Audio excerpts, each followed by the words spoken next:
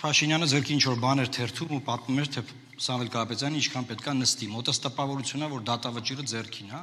Մենք ուզում ենք Հայաստան, որտեղ կան դատարաններ, ոչ թե վարչապետի տեխնացուն, դատավճռով գալիս է եւ սկսում է կարդալ, թե ով ինչքան պետքա նստի այդ Հայաստանում։ Եվ ես ուզում եմ, պարոն Փաշինյան, դե հիմա բան եք այնտեղ։ Կա կոնսպեկտն է դատավճռի, ինչ իմանում։ Չեմ ուզում կարդալ ձեր։ Չէ, դուք իմ ձեռնարկը լավ գիտեք։ Շատ եք կարդացել։ Հասկացամ, դուք էլ իմը լավ գիտեք, ինչ եք դառնում։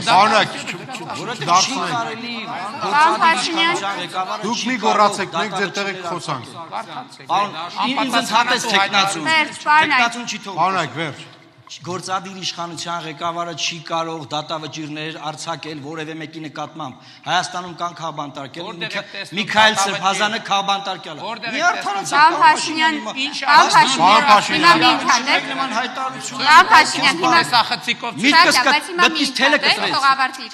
Մի կտրեք մտքի թելը։ Թողեք բան ասում։ Խնդրում եմ ցույց տվեք։ Մենք ձեր կոնսպեկտի չեմ ուզում։ Խնդրում եմ տեսախցիկով ցույց տվեք։ Իմ իրավունքը չի։ Չէ։ Ցույց տակ ինչա։ Գևորգ Կարապետյան։ Իրոպե,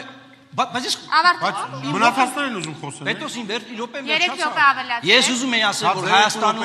Հայաստանում ոչ ոք չպետք է ունենա բացարձակ իշխանություն։ Հավանիր տեսանյութը եւ բաժանորդագրվիչ նորությունները բաց չթողնելու համար